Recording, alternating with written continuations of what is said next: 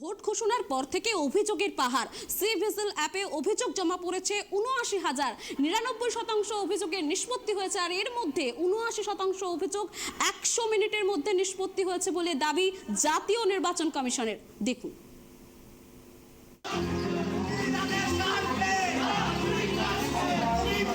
আসন্ন লোকসভা নির্বাচনে কোনো রকম সন্ত্রাস ও অনিয়ম বরদাস্ত করা হবে না।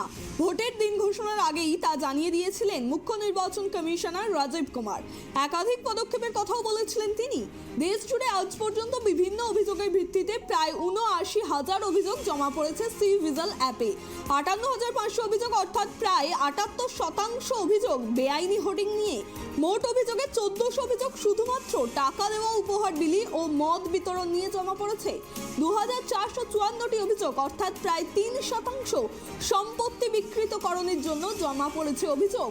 ৫৩৫টি অভিযোগ শুধুমাত্র ভয় দেখানো এবং অস্ত্র পরিদর্শন করার জন্য জমা পড়েছে। এর মধ্যে ৫২৯টি অভিযোগের নিষ্পত্তি হয়েছে বলেও জানিয়ে দিয়েছে জাতীয় নির্বাচন কমিশন। ১,০০০ অভিযোগ জমা পড়েছে প্রচারের সময়সীমা পেরিয়ে যাওয়ার পরেও মাইক ব্যবহার করা ও প্রচার চালানোর অভিযোগে। আদর্শ নির্বাচন আচরণ বিধি লঙ্ঘনের উপরে লাগাম টানতে অ্যাপের ব্যবহার যথেষ্ট কার্যকরী বলেই মনে করছে জাতীয় নির্বাচন কমিশন। ত্রয়ন চক্রবর্তীর রিপোর্ট।